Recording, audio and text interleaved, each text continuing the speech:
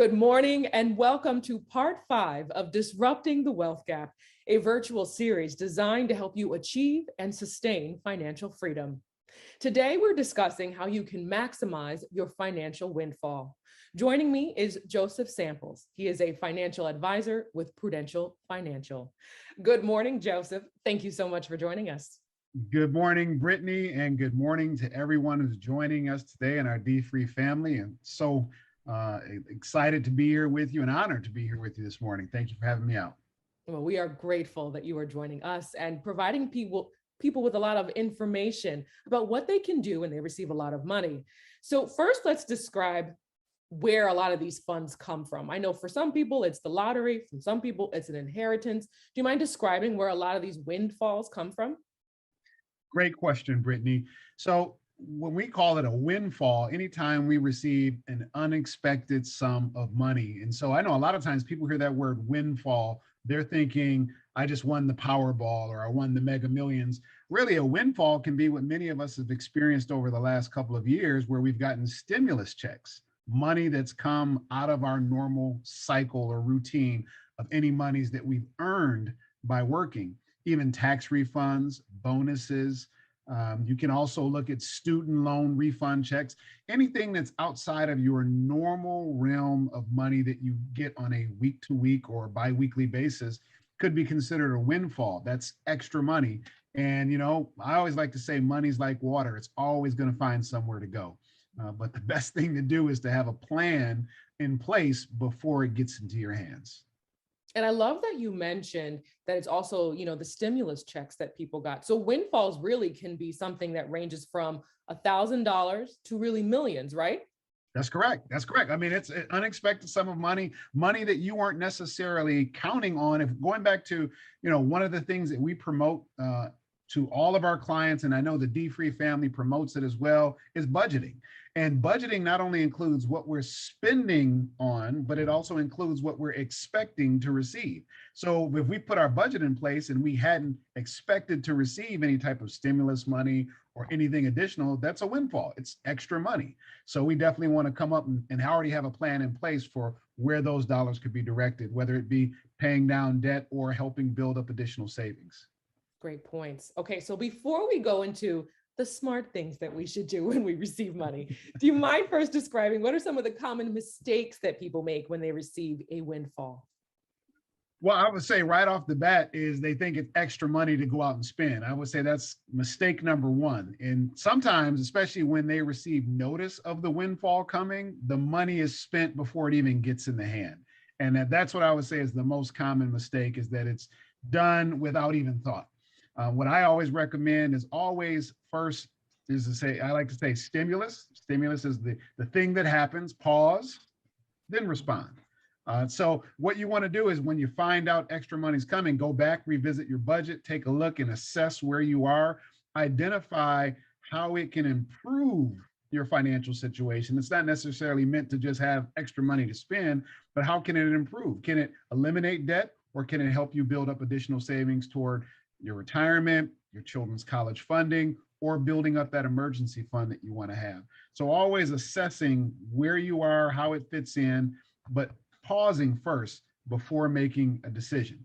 I always like to say, and people may have heard this saying before, business decisions and emotions don't mix. And it's the same with money. You don't want to get overly excited, like, oh, I got some extra money. No, just pause, be cool, take your time, come up with a plan. Great point. So as people are making a plan, where should they put their money? I always say park it in a place where you can also access it when the decisions have been made. So that would be cash. Keep it in, not necessarily cash in your house or cash in a coffee can. When I say cash, it's in a bank, regular checking or savings account. That way you can then access it when time comes, and you can access it without any taxes, penalties, fees, anything of that nature. If you think of again, what we espouse is having an emergency fund. So if you've been building up that emergency fund and you get additional windfall or additional funds on top of it, we can expand upon that emergency fund, or automatically already identify how much do we have as a surplus. So to give you an example, let's say if my emergency fund goal is $5,000 and I'm getting a stimulus check for $2,500, and I already have $4,000 in there. So really, I don't necessarily have an additional $2,500 in a stimulus check. I only have an additional $1,500 because I got to meet my objective, my goal first of having that cash reserve fund. So again, parking it, putting it in a cash reserve position, and again, backing off a little bit, taking some time, and again, assessing what you need to address is the best thing to do. And make an objective decision, not an emotional one. That's great. Okay, so we've got take a moment, assess what your budget is, and then next figure out whether or not you need to put some money in an emergency fund. And then what should they do next? Do they look next at their investments? I would always look at debt as well. Again, one of the things that we stand behind, and I know D-Free promotes, is being debt free. And so think of it this way. Let's say, for example, if I have a balance of $500, $1,000 on a credit card, and they're charging me 18% interest. Well, I've got an additional windfall, and I'm now in a position to pay off the full balance of that card. I've just given myself an 18% return because I'm not giving it to that creditor. So yes, definitely assessing where you are, assessing the cash reserve, then looking at the likelihood or possibility of eliminating the debts. Because one of the things is that as long as we carry balances that are getting those double-digit interest rates, it really negates also what your investments are doing, depending upon what you're investing for.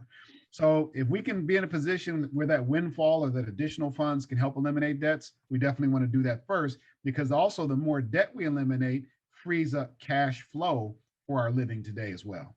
Depending on the type of money that comes in, how much should people set aside for taxes? Great question. Uncle Sam is always going to be standing there with his hand out, looking for his share. And, it all depends upon the source of where the funds are coming from. So say, for example, if it's, lottery winnings, whether it be at a casino or a ticket that you win, a 3-digit, a 4-digit, midday, whatever it is, lottery winnings are taxable. So you're going to actually have to report that as income. So as a rule of thumb, just as a rule of thumb, what we share with our clients, at minimum, you want to do 20% federal withholding. And then depending upon the state you reside in. So we here in Michigan, our state of Michigan income tax is 4.25%. So rule of thumb is that 25% of, if you're getting lottery winnings, you want to have that withheld. So you get $1,000, prepare to set aside 250 of it for taxes. You got a net amount of $750. If it's retirement assets that you're inheriting, it depends upon the position of the inheritor that you are. If it's, say, for example, my wife that passes away and I inherit her 401k or IRA, I can do what's called a spousal IRA. So meaning I can open up an IRA in my name, transfer those funds, and that's tax-free. Now, keep in mind, whenever I do take it out of my account as a spousal IRA, I still have to pay taxes on it at that time. But at the time of transferring it from her name to my name as a beneficiary, there's no taxes. But if I'm a child, for example, I can't do a spousal IRA. I can do what's called an inherited IRA. And with an inherited IRA is you can defer the taxes up front from day one, but you do have to spend the money down within 10 years, essentially meaning that you're going to have to pay taxes on it.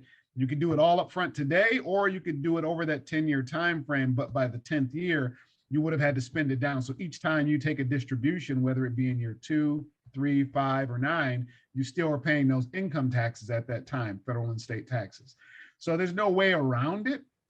You eventually are going to have to pay taxes. But if what I do find in most cases, a child or a nephew, say if it's my uncle that passes away, most people will take a lump sum amount up front, which means taxes are coming off the top.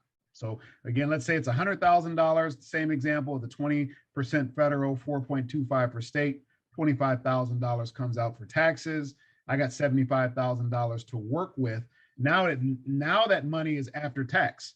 And that after tax money, I can do a few different things that maybe I couldn't have done had I kept it in an inherited IRA that I have to spend down over the 10 years. So this is now where the strategy comes in of knowing where you're going, knowing what your plan is. And that's why I say before you make any decisions, pause, think about where you are, think about what you're looking to accomplish. Because when we talk about generational wealth, the whole idea is that I inherited money, but now what am I doing to position for somebody else to inherit money from me? It's really great what you're saying in regards to how important it is for people to be intentional about their spending when they end up receiving any amount of money. Oh, for sure, for sure. I look at wealth is intentional. Can it happen by mistake? Can it happen by luck? Yes, but for the majority of the people who are wealthy, and we're going to define wealth. Let's be objective with what wealth is. Wealth is defined as an accumulation of assets or possessions, and you actually have more in assets or things of value than you do of debt. So assets minus debt equals net worth. Net worth, the bigger your net worth, the more wealthier you are. So that has to be something that's intentional, meaning you have to be intentional about eliminating debt. You have to be intentional about building wealth, buying things that appreciate, and also continuing to save. Those things, you hit it right on the head. Be intentional. Wealth is a choice. So we've got pause, look at your budget, think about what your goals are, pay down debt, and then see if you can build into your emergency fund and then investments. And then after they've done all that, if somebody wants to cut themselves a check to spend it on something that they'd like to get, is that the next step? Great question. You must be looking at my notes. That is actually exactly what it is. You think of it this way. This is how we talk about how a budget works. And this is what we share with our clients is, with a budget, pay yourself first. When people hear that and you say pay yourself first, they think, oh, wow, I can go out and spend. No, no, no, no. Pay yourself first means you're saving and investing first, paying your bills, paying down your debts. And then what you have left over is what we call guilt-free spending, meaning we've taken care of business before pleasure. That's one of the things that I've espoused to my kids over the years. You can apply that to everything. Business before pleasure. Do your homework before going outside. Take care of business before pleasure. So as you stated, we've addressed our cash reserve. We've gotten rid of the debt. We've also focused on our long-term saving. So now we do have a specific or a set amount of dollars left over that if we want to splurge, take a trip, buy a nice tailor-made suit or outfit, or go out to a nice dinner, depending upon, again, the size of the money we're talking about that you're receiving, you can then do that, but you've taken care of business first. So you were spot on. Yes. So D-Free and Prudential, we have these pathways webinars that take place every month at the end of the month. And I noticed in one of the comments, someone said they have an inheritance that they would like to leave for their child, but they said they're concerned about leaving the inheritance because they don't want their child to squander it. What should parents do ahead of time before their young ones get an inheritance? That is an excellent question. So, when I started in the industry back in the 90s, and we talk about the change in culture, the change in mindset over time, one of the things when I would talk to parents about life insurance or making sure that they pass on assets, they would say, no, I had to come up on my own. I didn't inherit anything. My kids are going to have to do the same. And the whole idea that all parents strive for is to make life a little bit easier for their children than it was for them. So what we try to do is we try to send them to better schools. We try to put them in better programs. And if we want to continue that trend, it also has to be with passing on assets. But if a parent is concerned with the children squandering the assets, that means that the parent hasn't done the job of preparing their children to receive money or to handle money properly. The first thing that I always tell parents ask me, they say, Joe, when should I start talking to my kids about money? I say, the moment they ask you for some. I think of little kids. I was sharing and talking with one of our D3 partners, April Smith, who has a 3-year-old. And I know when kids are little, family members will come around and they'll see the kid and they want to hand them a dollar bill or a $10 bill. And I'll never forget, years ago, I witnessed a gentleman walk up to a small child. Child had to be 2 or 3, and mom was holding the hand. The other hand was up. And he hands the child a $20 bill. And the kid's like, yeah, and it just dropped it on the floor. It was just, to the kid, it was a piece of paper. Had no clue, no concept. But trust me, by the time that kid was 6, 7, or 8, I have no doubt that that child had an idea of the value of money. And that's when we have to really start talking to our kids about how to handle money. So that way, what you do accumulate, what you do have and pass on, you can trust that they're going to do the right things with it because you've actually taken the time to actually coach them, teach them, open their eyes to what it is that they should do. And that's what I think is so awesome about D-Free is that D-Free comes in and speaks to the entire family, not just the parents, but to turn around to tell the parents, this is what you should be sharing with your kids. And then the kids will get it not only by what you say, but they'll see it in what you do. So you definitely will want to spend time explaining to them what it is. So that way, when the kid gets it, they're like, this is what mom, this is what dad would want me to do.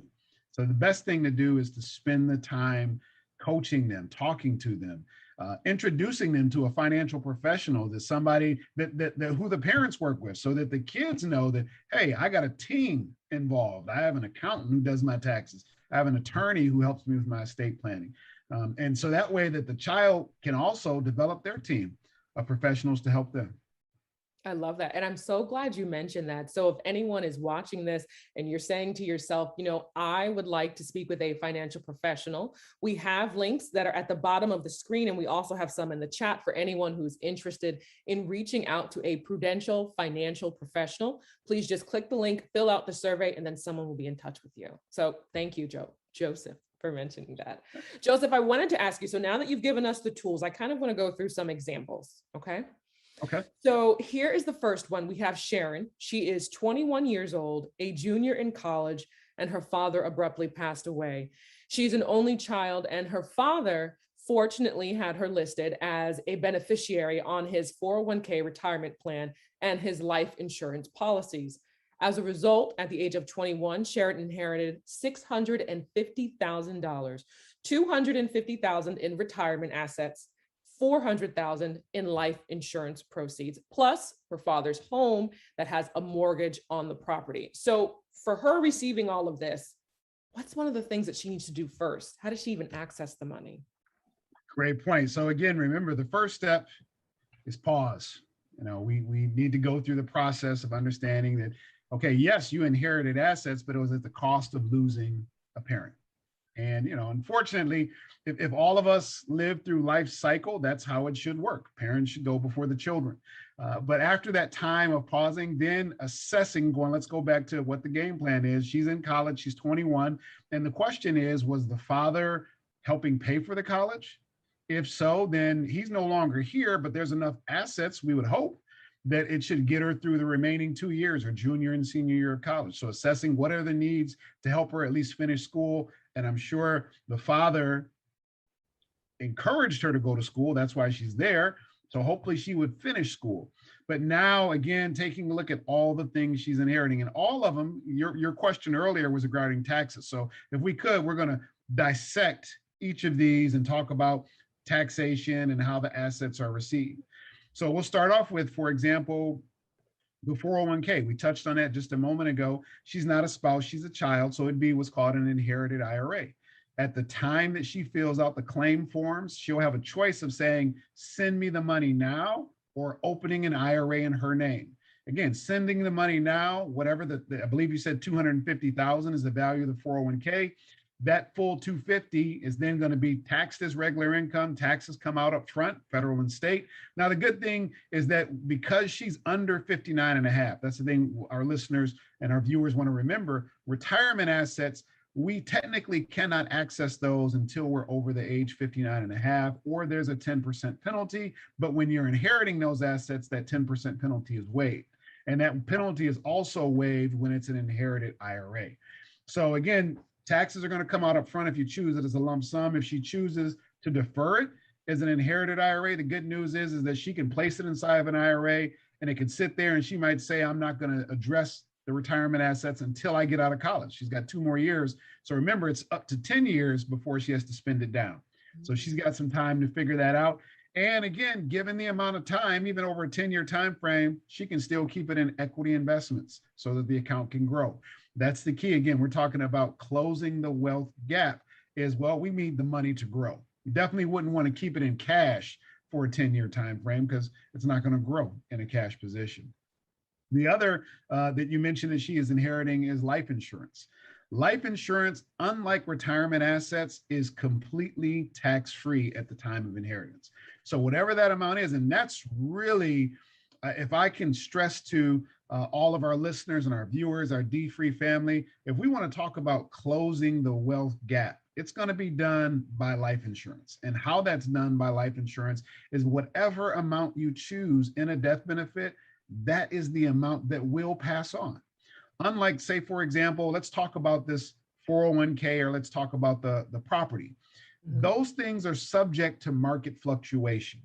So just give an example for those of us who can remember back in 2008, which was the last time we had a recession and they had the housing market crisis here in the United States. If he passed in 2008 and the property he believed was at 300,000 in value, well, property values dropped drastically at the time of his death. If she goes to sell the property, she may only sell it for 200,000 or less.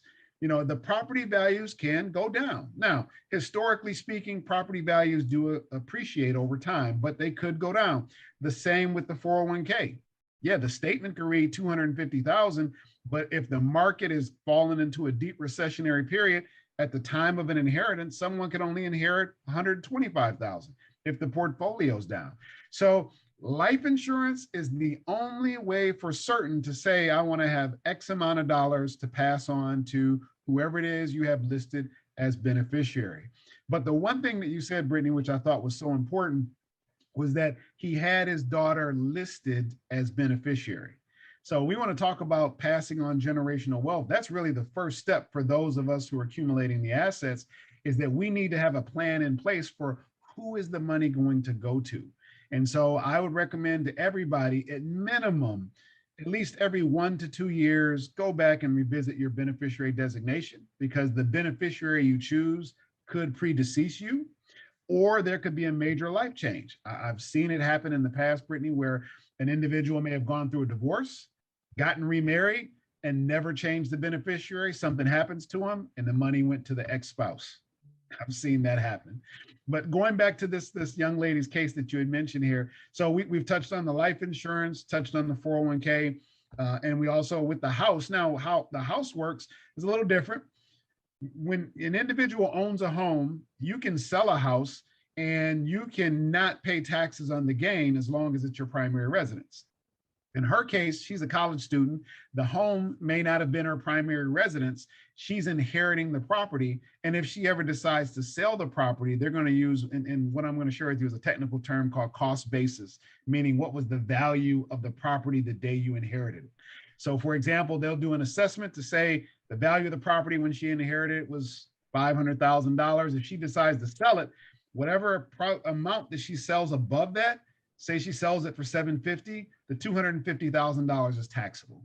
So that's a key thing of understanding, how you're going to receive it, what you're going to receive, and what you're going to do with it. Now, if she's in no rush to sell it, she can inherit the property, make it her primary residence, and as long as it's your primary residence 2 of the last 5 years, she can then sell it and not pay the capital gains tax.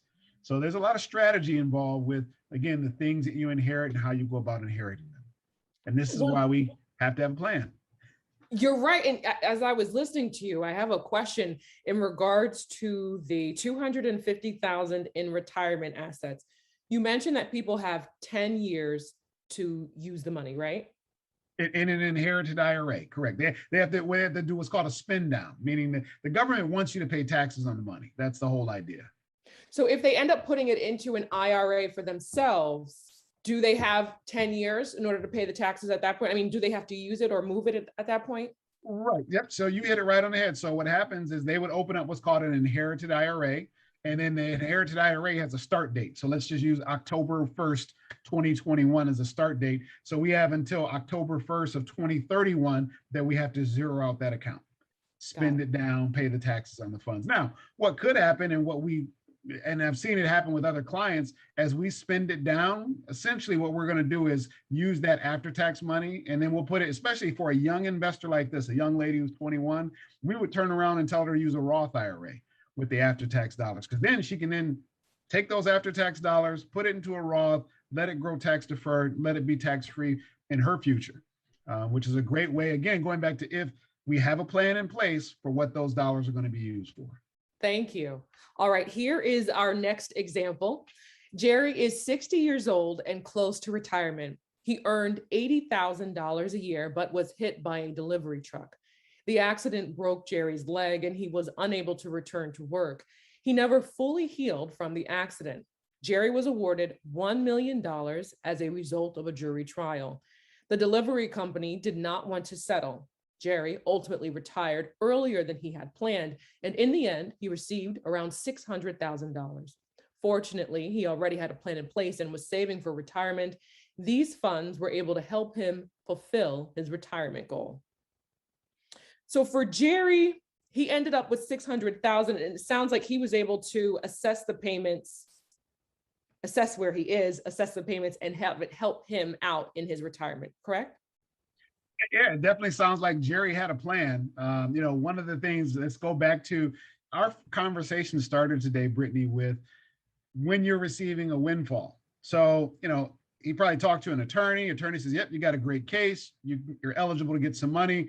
But I'm sure at a certain point, we heard $1 million to he got 600,000. Well, there's a gap in between. Well, that gap in between, I'm sure had to deal with his attorney fees and other things that may have happened. So keep in mind, if Jerry didn't have a plan and Jerry got emotional with spending the money before he got it and maybe thought he could spend $1 million, but he only got 600,000, could have been a very bad financial decision, could have been a very bad day. But it sounds like as you said, Jerry has a plan. Jerry had an idea of where he was and how it was going to come into play. And the thing is, it's unfortunate that a situation is that, which probably turned his world upside down for a period of time before he was able to really get things worked out, did ultimately work out to be to his good. But I'm sure the only way that it worked out to be to his good is, let's go back to the question is, I'm sure Jerry had an emergency fund, so he was still able to pay all his bills. We've seen it time and time again that individuals have been in car accidents or have had a major health incident. At one point in time, people who did not have health insurance, medical bills was one of the number one reasons for bankruptcy because they were not in a position to cover or carry that expense. Fortunately, today, many individuals, at least it's a mandate. I can't say that everybody does have it, but it's a mandate that everybody has some form of health insurance to prevent those types of things from happening. But that's the whole point of why we have a cash reserve fund. So that way, if you can't go to work, you can still pay your mortgage, still pay your car note, still pay all the things that are necessary for you to maintain your standard of living. So that I think, again, is the key theme here is cash reserve, little debt as possible, have a plan. But Jerry was able to assess that if that 600,000 as it came in, was it enough to still help meet his retirement goal? So for individuals who are planning for retirement, what we help people do and what I recommend you do is start off with what I call the end in mind. The end in mind is, well, what does retirement look like? I'm no longer working, but now objectively identify how much money do you need per month in order to maintain your standard of living? And I know I've asked many people that questions as we've started a working relationship, and many people say, well, I really don't know. I really haven't thought about that. It ties right back to a budget. In a budget, you have a breakdown of your committed expenses, which are your mortgage, car note, insurances, things of that nature. And then you have discretionary expenses. The committed expenses are the minimum amount that you need to maintain your lifestyle today. So if all those things are $3,000 a month, we take that $3,000 and future value it out to say, at the time you decide to retire or would like to retire, how much is that per month? So for someone in, like, for example, I'm not sure how far out retirement was for Jerry, but if it was only a few years out, he already knew what he needed per month. And he obviously would take into account any other savings he had, plus this windfall to say, you know what, I can make it. And that's where, again, if you have a plan in place before the windfall comes in, you'll really know how this windfall fits into your financial situation. I like that. Making sure you have a plan really from the beginning. That's for sure. You got it. You got it. And your plan's going to change over time. Your lifestyle's going to change over time. And you come back and you revisit the plan. That's the thing, we espouse to a lot of our clients is that we put a plan in place and we come back and we look at it every couple of years. Now, before we go, I wanted to mention something that's really been in the headlines lately in regards to the Bruce family out in California. In September, California lawmakers unanimously passed a law to return prime real estate and beachfront property in Southern California to the Bruce family. They are the descendants of a Black couple who were stripped of their land and driven out nearly 100 years ago. And Joseph, earlier you mentioned that this is a great example of passing on generational wealth, right? Yes, it is. A gentleman told me years ago, and this statement still resounds in my head, is that we can make a lot of new things. We can build new houses, build new cars, but what we cannot make new of is land. And so land is always going to have value. And when we talk about what this whole month is about, what D-Free has been talking about as they celebrate 10 years, and kudos to Dr. Soros and the entire D-Free family. I know he is pleased and proud of all that has happened, proud as a peacock, because I'm sure what he envisioned 10 years ago to see where it is today. So kudos to Dr. Soros and the message that he has been promoting and sharing with individuals of how to build wealth. But when we talk about, in this example, this family, this couple bought property, beachfront property, and then it was taken from them illegally. But when we look at passing on generational wealth, I think I read somewhere that they said they bought this property for $1,200 in 1912. And the value of that property today is over $75 million. That's truly passing on generational wealth. And it's unfortunate that, yes, I mean, we, of course, can all look back and say that it's been that way across the country for many different families. And I'm sure the Bruce family, this is not the only family this has happened to. But what we have to do is take into account where we are today. Take into account that I hope the family members who have inherited this property have a plan. I hope that they've consulted. I'm sure they have legal counsel and tax professionals and financial professionals to figure out what it is that they should do and how they're going to proceed going forward. But one of the things that we all need to understand is that the information is available to us all to figure out how to make better decisions, but it's up to us. Our part is to actually seek the information and to implement the information. And so, that's the responsibility that we have for generations to come. One of my favorite quotes is that the true meaning of life is to plant trees whose shade which we will never sit up under. And that is what generational wealth is all about. It's me sacrificing that, this suit still works even though I've had it for 3 years, versus buying another suit so I can save for my children. You know what? Instead of me taking 5 vacations, take 2, and I'm going to invest and buy life insurance and make sure my debts are paid down.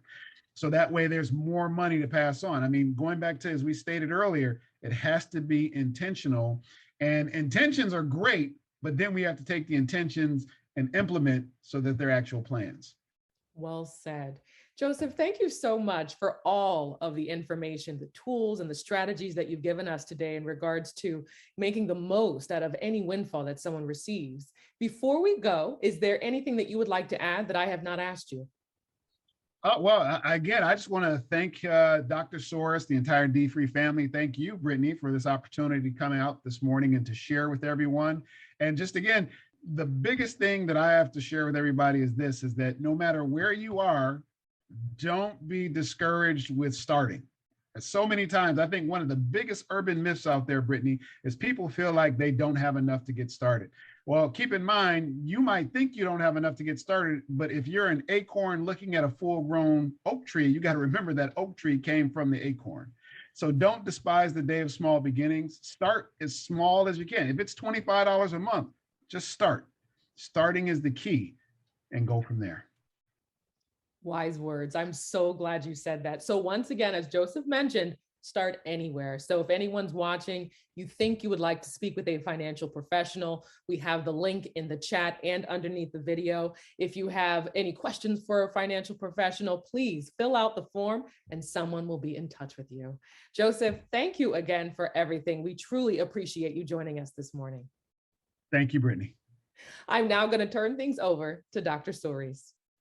I'd like to thank you for joining us for this Disrupting the Wealth Gap series, which was organized and presented in celebration of the 10-year anniversary of the partnership between D-Free and Prudential. This partnership has been of great value to the D-Free community, as Prudential has provided financial advisors to people who need professional help. Prudential has connected us to resources that help people with their debt, their consumer debt, and their student loan debt. Prudential has sponsored many of our activities, including this series.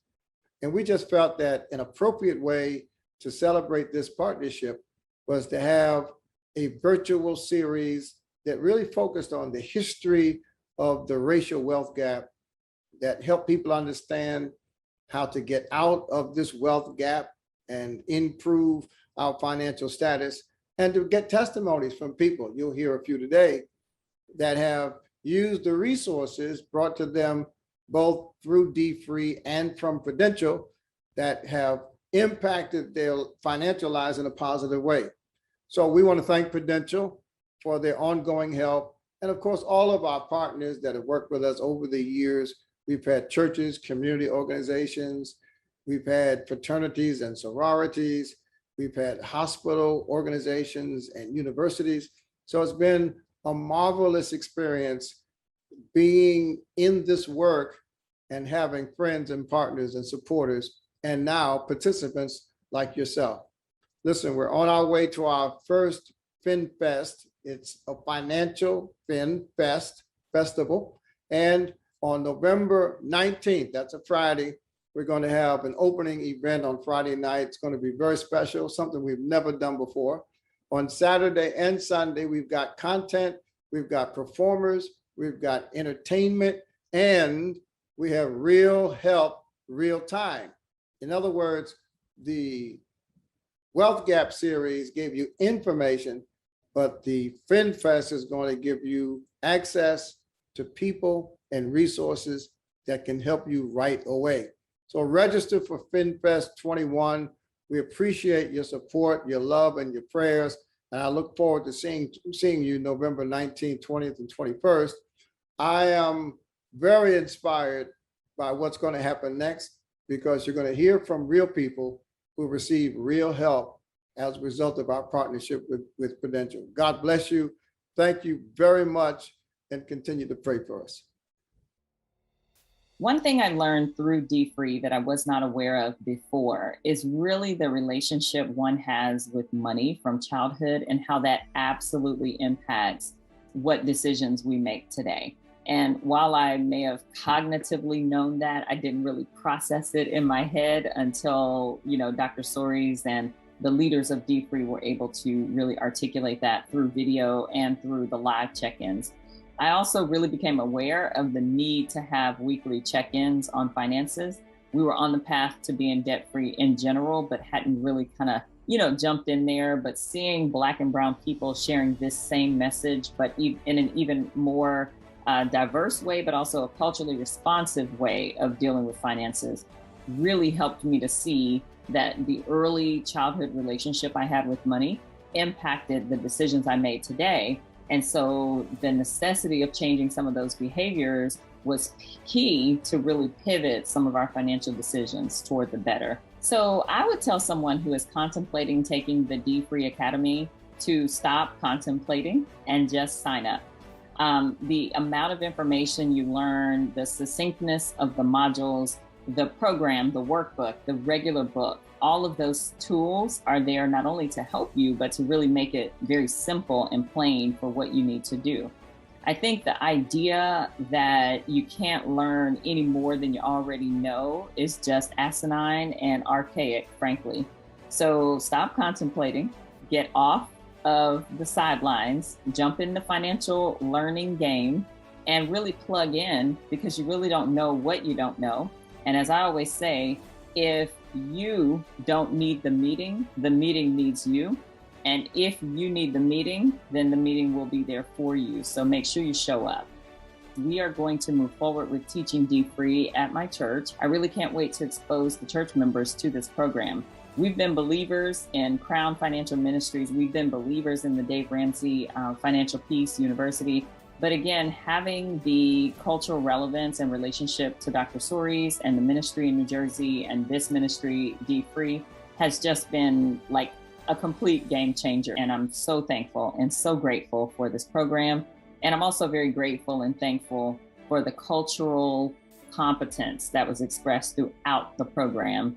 And, I'm just really thankful that God allowed a visionary to create a program such as this for such a time as this. I have had a wonderful experience with D-Free, and taking this course has truly changed my perspective and my outlook on finances.